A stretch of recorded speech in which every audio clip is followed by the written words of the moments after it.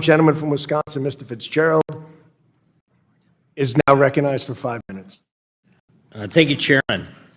I was part of a conversation with a CFO this winter, and the topic of ESG came up. And you could tell there was almost a resilience building already by some of the major financial institutions to simply make a move that was proactive, and in this case, it was on a website, to just basically put up a statement about ESG and how they were concerned about the environment. And the conversation then involved him saying, it's just something we're all going to have to do to get the SEC off our back, so why not comply right now? He didn't take it seriously. And you could see that it was part of this corporate pressure that's continued to emerge. So I think, without being redundant of some of the questions that were asked earlier, Mr. Copeland, can you discuss, first of all, the harms to state and local funding that could come from ESG mandates, like the potential one from an MSRB, ultimately?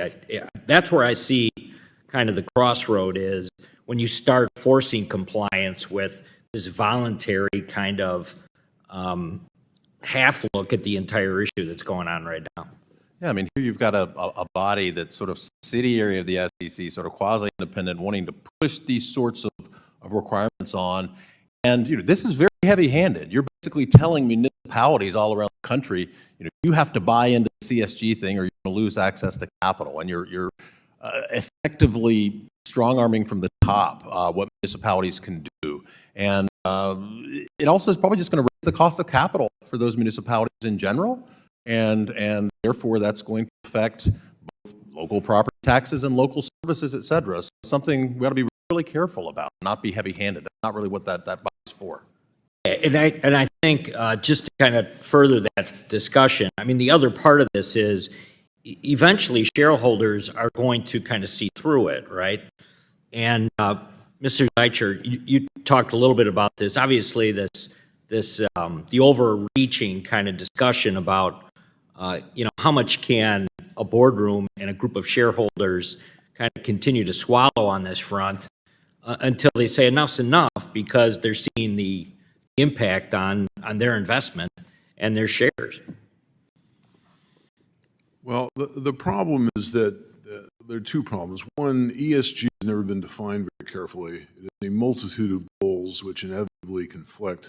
And the question is, what's the trade-offs among them? To the extent that the business sector either chooses to or is forced to incorporate ESG or sustainability, if you want to call it that, criteria into its business and management decisions, the conflicts become greater, the ability and the goal of maximizing returns becomes ever more diluted.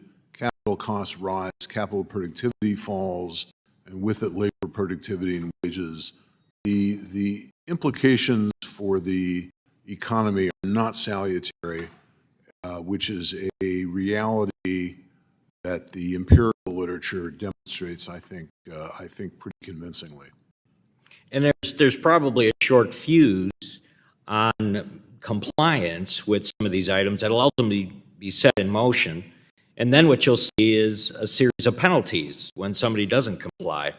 And that's my biggest concern. So my colleagues have asked the question numerous times, what are we doing here today? We're trying to prevent, once again, the heavy hand of government kind of stepping in and inserting themselves into something that's the basis for this entire committee, which is to govern financial institutions and the services related to it. The government has stepped in through SEC regulations.